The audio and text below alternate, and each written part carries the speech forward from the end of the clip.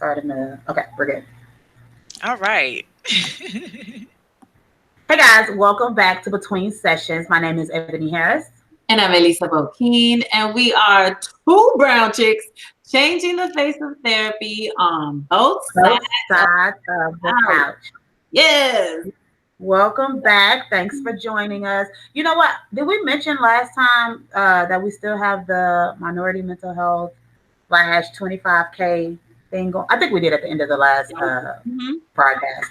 Well, just in case you missed that, and if you don't, we're going to start putting it at the beginning and at the end. If you go to melaninandmentalhealth.com, all of our merchandise has a discount right now because we recently hit 25,000 on Instagram. Yay. Yeah. And because it's Minority Mental Health Month. So the code is MMH25K to go get a discount on the dope merch. Like, oh, you can't see my shirt. I'm wearing my self-care sexy shirt, but you can't see it. But yes, go support. Let everybody know that therapy is dope when you have a dope therapist. So today we're going to get right into our special guest, Dr. Holly Sawyer. We are going to be chatting about microaggressions in the workplace, which I'm excited to talk about. I feel like that's something that if you work with minority clients, is something that's going to come up. And then if you are a person that is in corporate America or working at any type of agency, you might be dealing with some of this. And even with clients, possibly sometimes. So I think it'll be interesting to kind of chat about that. But before we get started, Dr. Holly, can you please introduce yourself or let everybody know about you and your practice and what you do? Sure. First of all, thank you, ladies, for inviting me on such an awesome platform. I am very, very blessed to be able to come on and share with your audience about what I do in helping this awesome field, if you will, of therapy. So I am Dr. Holly Sawyer. I am a licensed professional counselor in the state of Pennsylvania. I am also a certified advanced alcohol and drug counselor in the state of Pennsylvania. My practice is called Life First Therapy. I'm located in the Mount Airy section of Philadelphia. I do face-to-face and online therapy. And my practice started out helping Black women who are professionals who have experienced microaggressions in the workplace that has caused them a lot of stress, anxiety, or depression. And some of them may have turned to substances as a dependency way of coping. Just recently this year, I'm starting to see men of color who are coming in, believe it or not, that are experiencing microaggressions. And that has been a little different, but same story, just, different, I guess, experience because one is male and one is female. But I'm just excited, again, to help professionals, especially of color, helping deal with that particular issue in specific. That's awesome. How did you end up making that your specialty, or did it just so happen that these are the people that were coming to see you? Because I was experiencing microaggressions as a college student, then again in the workplace. And it's a lot to take on when you have a family. I have a kid who is on the spectrum. So having, just a lot of personal things going on in your own life, then you have to go to work or go to school and kind of deal with that. And nobody knows what the next person is going through in their own personal life. And so to have to go to a space where you're either there to help people or earn a living or learn yourself, it's like, wow, added stress, added anxiety, added, depression, where you just don't want to engage or really interact in those settings and kind of shut down. So that's really how I chose it. And I noticed that a lot of, people of color who are professionals, they go through it on the workplace, from the janitor all the way up to the VP, that are actually to climb the ladder in wherever they are in their workplace. So I felt like I needed to basically be a safe space where people can come and actually work on that and know that it's nothing that they did. They just woke up and happened to be Black and female or Black and male. And so they can still be comfortable in their skin, but this is how you approach it when you're dealing with this person. And then this is how you deal with it on a level so it does not continue to create anxiety and stress. And you feel like when you get off work, you got to go to the bottle, or, you got to cope with some type of substance to get through the night and on to the next day. Right. Awesome. So can you give us an example of like microaggressions that people may experience while they're at work? Sure. So microaggressions can be either racist or sexist. either way, they are very, very offensive. And most time they are expressed unconsciously. Now, some people, depending on who you work with, because you know your coworkers better than I do, they could be doing it consciously. But some verbal examples could be, wow, you're so articulate. Right. Because you know you're Black, or you know you're Puerto Rican. So it's like, oh, you're so articulate. They didn't think that, you know, you could articulate yourself that well, quote unquote. Right. And so, for example, it could be where they call you Tyrone or Tamika because they figure we all look alike, but they don't take the time out to get to know your name, and they just keep calling you that. And it's like, we've been working together for how long, and why do you keep calling me somebody else's name? Right. Or how do you pronounce your name? It's so ethnic. It's so hard to pronounce. I can't pronounce your name. Right. Or I've had this happen to me where I've gone on for a job interview and someone had announced me, says, hey, Dr. Holly is here. When I walked into the room, the person said, oh, you're Dr. Holly. And I was taken back. So it's kind of like having that initial shock to say, oh, you're the person you're in the wrong room. This is the manager's meeting. So they know nothing about you. They just assume because you're Black and female that you're in the wrong meeting, or you shouldn't be here, not knowing that you're a supervisor, you're a manager, or yes, I'm Dr. So-and-so and I happen to be Black and white, you know, Black and female. Right. And then another one, those of us who are natural or who have, you know, very long hairs. Some people would say, is that your real hair? Or can I touch it? You know, just anything related around to, again, your ethnicity, that can come off, again, really, really racist. And then there are some times in your workplace where you are assigned specific office-related duties that are tied to your gender. So, for example, if you have a receptionist who's going on lunch break, now anybody can answer a phone, but because you're female and the receptionist is female, they'll go and pull only the female workers versus the male workers. So, for example, an agency I worked at, we actually fed some of the clients that would come in for treatment. And so we all would pitch in and cook in the kitchen and rotate. But there were a few men that were hands off. They would not go into the kitchen because, again, that was considered a woman's place. So that can be an office, kind of like house-related microaggression. Sometimes people can assume that, you know, if you're talking about your children or just having casual conversations, someone can say, oh, are you married? Are you single parent? You know, just making the assumption because, again, you're Black, you're female, that you just got a baby daddy or you just single parent. So microaggressions can show up in, as you guys have heard, in a very, very wide spectrum. So those are kind of like some examples. I like the examples that you're giving where, you know, related to your gender, you know, related to your ethnicity, to your race, and how, again, like it can even happen kind of like this indirect way. When you were talking, it made me think of an experience with one of my daughter's teachers. And she's a great student and everything. And I remember this teacher was like, you know, she's a really great student. I'm like, yeah, you know, he's like, I think she even has college potential.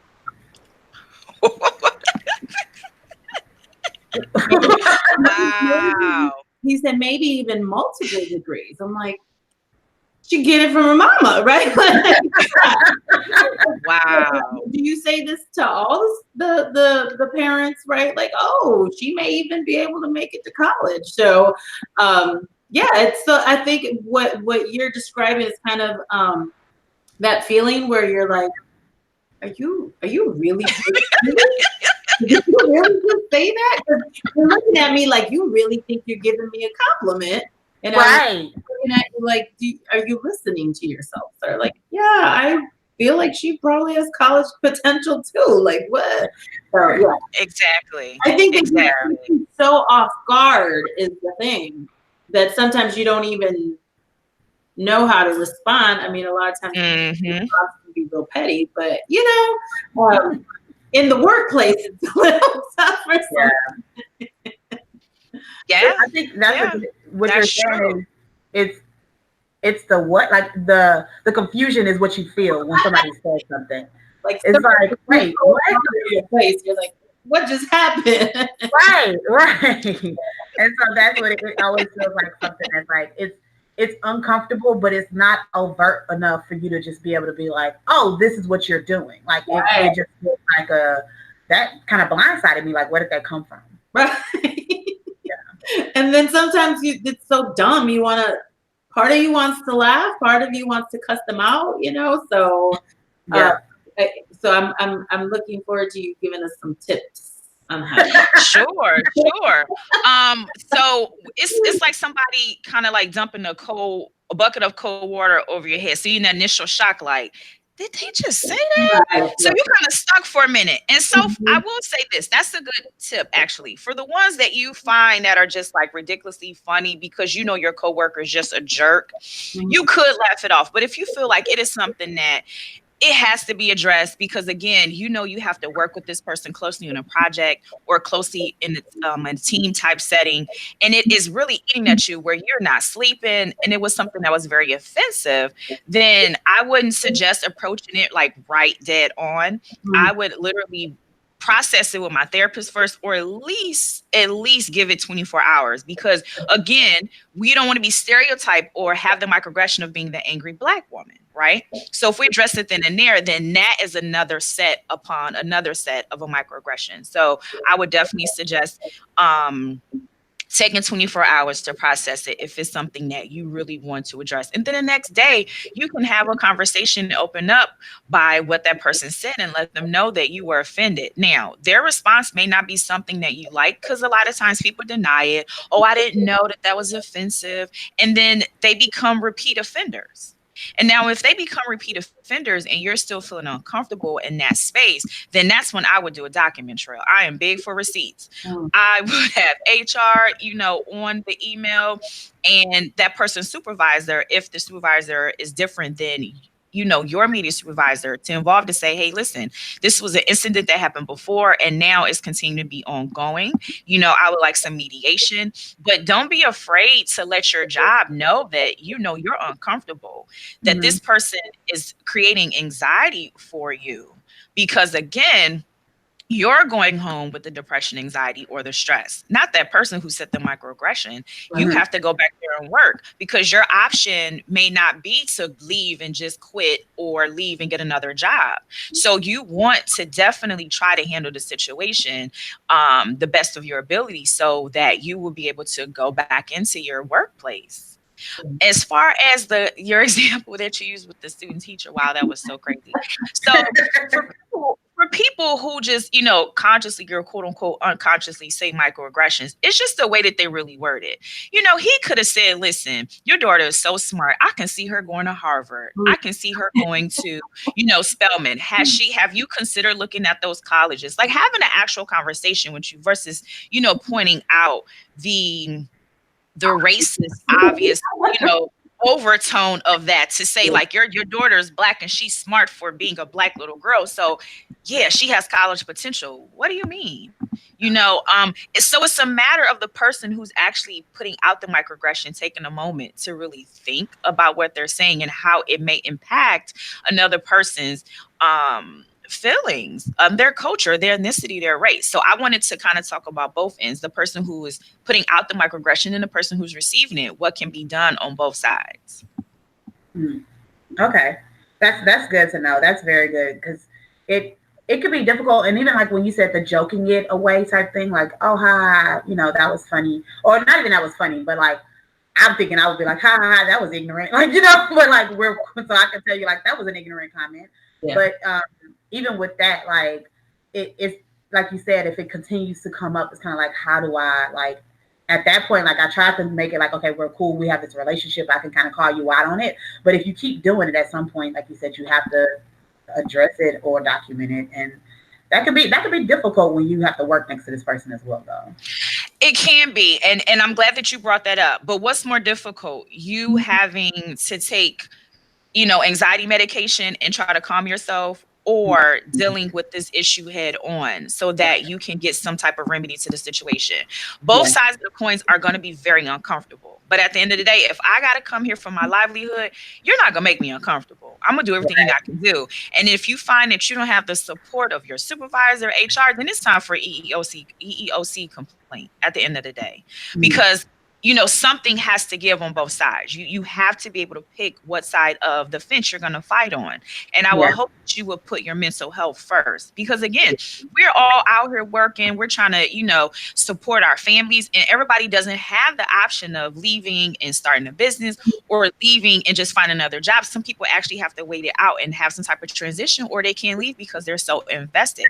So what do I do? Do I just now, miserably wait on my retirement or continue to, be depressed and anxious when I come to work? No, you don't have to. You have a choice. And these are the steps that you can do. So it's just a reminder to say, like, which side of the fence are you going to be on when it comes to, dealing with the microaggressions. But either side is definitely not going to be easy. Right. Because there may even be some retaliation. But again, either side is just not going to be easy. It's just so exhausting. It's like, it's exhausting if you are just hearing it regularly. It's exhausting on what you got to do so that it stops. It's like, I think it's what you're talking about. You're really highlighting of just how exhausting it can be to just go to work. Yes. I'm just getting my job. And you would be like amazing how many, communities of color just go through this. Like, we can't just wake up, be Black, make a living, and go home. Like, that's just impossible. That's just, for some people, it's impossible. And some people do it because, again, they see your Black girl magic and it's like, okay, let me just come over, and just kind of, I won't use that explicit language, but, dump on it, and kind of mess up and deter your day. So that's another thing I do too when I work with my clients. I make sure that I'm injecting and giving them a healthy dose of self-worth and self-esteem, because some people are just jerks and they'll do it to kind of, again, mess with you and throw you off because you're excelling and, your Black girl magic is just shining. You've gotten that promotion. So a lot kind of comes with that promotion too. I've just seen so many levels as to why the microaggressions take place. But as women of color, we also have to have, again, that support and that strong foundation, because we're going back into that setting. So what does that do for my mindset? Like, how can I make sure that I'm encouraging myself? I'm being my biggest supporter. How can I make sure that, okay, on my break, I'm going to call somebody just to give me an extra boost so I'll be okay, because I have to go back and, like you said, deal with this exhausting coworker or team of people I may supervise who are just full of just angst and microaggressions for apparently no reason. Right. What is it possible for someone to be same gender, same race, same ethnicity, and still do microaggressions against you? Yes. I was about to say, you know how some of us could get in the workplace. So for example, a coworker and we were conducting interviews to interview for a position that was open, and a young lady came in with long rainbow weave and like SWV nails. And so my supervisor was like, she looked too ghetto. She can't work here. The clients are not going to be receptive. Like, she just started going in based on the young lady's appearance. And I'm just looking at the resume, the education, the experience. And I'll be honest, coming into an interview like that was definitely off-putting. However, I would not have instantly made a judgment that this person would not have been good for the position, if that makes sense. Yeah. Yeah. Okay. And I would think about the name thing, right? Even with names, like we can judge people based on the fact of a name that they were not given. Right. That's true. That is so true. We can look at a person's name and just make all these assumptions about their name, whether it's ethnic, hard to pronounce, Mm-hmm. or it's their last name. We could just make assumptions. Like we do it to we definitely do it to ourselves, and we just have to be mindful that every Black woman doesn't want to have children. Every Black woman, is not a single mom. A lot of us are married. Um, you know we're not just all angry and upset and full of aggression. So it's just so hard when we put ourselves in a box or be judgmentals against others. So that kind of negates the fact that we should be coming together and be supportive of one another, because we come in many facets. Mm-hmm. you know there are some people who are single parents. They're doing the damn thing, and they are happy. Yeah. There are some people, who want the two-parent household, and they're doing a thing. There are some women who are climbing the ladder. They're CEOs. They want that lifestyle, and there's some women who don't. So again, as Black women, we come in so many different variations that if someone is choosing a particular lifestyle, we shouldn't place actual judgment on that. I ain't saying we have to agree with it, but to judge somebody for living a life and they're happy, as long as they're not harming themselves or you, mind your business. Yeah. That's how I see it. Mind your business. That's a good summary of that. Just mind your business. Yeah, just mind your business. That's the takeaway. Yes, indeed. Yeah. So, what is your favorite resource book that would be helpful for clients or people, just in general, just for life? Well, I am glad you asked, because I officially launched It's Time to Talk About Trauma, which is my workbook. Thank you, ladies. Thank you, ladies. So my workbook, It's Time to Talk About Trauma, is basically a workbook that is that gap. So you have somebody on the fence who is thinking about going to therapy, but don't really know if therapy is right for them. They don't know how to go about finding a therapist. They may be underinsured. They may have insurance, but they want to go into a private practice versus going into a community agency type setting. So my book is a huge resource that help people identify how to find a therapist, questions to ask if you were to see a therapist. I also include a huge glossary of definitions of like all of our terms that we use in the human services field. I didn't want this book to be very, very heavy, but the workbook part comes in is where I have assessments in there. I have worksheets in there that you can start to do some of your own work. So when you do go to a therapist, guess what? You can take the workbook with you to say, hey, these are some of the distorted thinkings that I identified that I know that I use. The black and white or the either or thinking. I have some, mindfulness exercises in there. But then I also kind of talk about like how as communities of color, we have suffered through trauma since the beginning of time. And so we've passed it down from generations to generations. Now, for Caucasians or white people, they find therapy as if it's like going to Walmart. They don't mind going to therapy for generations. They don't mind putting their kids in therapy. But for us, we feel like, okay, I'll talk it out at the beauty or the barbershop, or I'll call auntie so-and-so, or I won't say anything and I'll just suffer with the trauma and then pass it on to my children. Or I will cover up the trauma by abusing and using substances. So in this book, it's not judgmental. It's just to give people a backdrop to say, listen, it's 2019. Black therapists, we're out here. We exist. Female, male. And if you're not ready yet, this workbook will help you, prepare you to get ready to talk about your trauma, your issues. And when you go in, you can lay it out and start to do the healing from all the trauma that has been passed down to you so you can stop it going forward, right? So that is the basis behind this workbook. So I am going to say that my favorite resource, is my workbook. Yeah. How do you find it? Is it on your website? Is it on Amazon? Yes, it is on my website, www.lifefirstTherapy.com. And when you go there, you will see a tab that says buy workbook. It is on there and it's on Amazon as well. Okay. All right. We'll make sure to put that in the show notes. So if you want to buy Dr. Holly's book, you can buy that. Tell us why you are a dope therapist. I am a dope therapist because of the people that have sought me out to be a part of their journey of healing. That's what make me dope. Not just necessarily the work that I do, but the people who seek me out. Like, therapy is so hard. And what I mean by that is you got to be willing to be honest and open and do the work. Yeah. And if you're not ready to kind of do that triad, then it could leave you with to say, oh, well, therapy doesn't work. That's not the case. Did you do the work? Right? Trying to find a therapist and then open up. And with communities of color, it's hard for us to kind of have that trust and build it. So I think what makes me dope is the fact that I'm able to help each person that has literally sought me out to help them, whatever it is that they're walking through the door with. But again, I just love what I do. So that's awesome.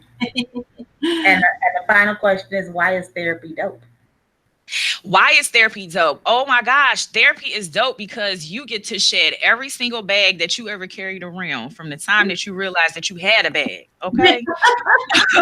you just shed so much mess that you was like, oh my gosh, I didn't even know that was there. Yeah. Your stuff, your mama stuff, your brother stuff, your uncle stuff that you didn't even know that people would just put up on you that you just took on top of your own stuff. So that's why therapy is dope, because you really get to just start shedding and becoming this new person. And believe it or not, when your mind is in a balanced place and it is free, honey, you doing better at work. Right. You're doing better in your relationship, whether it's with a partner or your children. You're doing better in relationship with your family. You are able to manage and create and achieve anything that you set your mind to and goals, because your mental health is so clear. And people think it's the reverse. Oh, let me get this job. Oh, let me get my hair and my nails done. Oh, let me get this relationship. Oh, let me have kids. And then they either negate the mental health piece or they kind of half-step it. And then they wonder why they have so many, holes all over the place. No, your mental health is your foundation. That's where it starts. Right. Yes. I love it. Awesome. Yes, that's a wonderful answer. Yes. So, please let everybody know how to follow you, how to stay in touch. If they want to work with you, how do they do all that? Yes, thank you. So I am on Twitter, Facebook, and Instagram. My @ is Life First Therapy LLC. Again, Life First Therapy LLC. And I'm on Facebook, Instagram, and on Twitter. Now, my Twitter handle is Holly N. Sawyer. So that's basically my first, middle initial, and my last name. But yep, that's how you find me. Awesome. We will definitely. Yes. I'm typing, that's why I'm like looking down. But we will definitely make sure to have all of that in the show notes. We really appreciate you being on here. No, I appreciate you, ladies. Yes. Thank you. Okay, so if you want to continue to follow Dr. Holly, make sure you go check out all the links in the show notes. Follow Melanin and Mental Health across social media at Melanin and Mental Health, Melanin Health on Twitter, and go to melaninandmentalhealth.com to find a dope therapist. Remember, we have a directory of Black and Latinx therapists that are looking to help you, as well as we have our merchandise that you can check out at Melanin Mental Health as well, and get that coupon code of MMH25K. Anything else? Yes. Oh, and I forgot about this webinar. Next week, July 25th, this is going to be good because, we've heard this a lot. You touched on it a little bit, I think, about this idea that, we're just going to pray it away, right? Who needs therapy? We can just, go to church. So next Thursday, we are going to be talking about our next webinar by Dr. Andrews from Level 3 Wellness. She is going to be leading us in the discussion of the sacred as culture, building competence in addressing religious, spiritual diversity in psychotherapy. So if you are a therapist and you struggle or you don't know how to address the topic of spirituality and religion, she is going to be guiding us in that discussion, what to know, how to address it. So it's going to be really good. We know that this comes up a lot. So when we have that in the therapy room, we want to feel ready and competent in how to address it. So next Thursday, July 25th, make sure you sign up for that. It is going to be from 7 to 8 p.m. Central Standard Time. Yes. Make sure you check that out, and we will see you guys or talk to you guys next week. Bye. Ciao. Bye.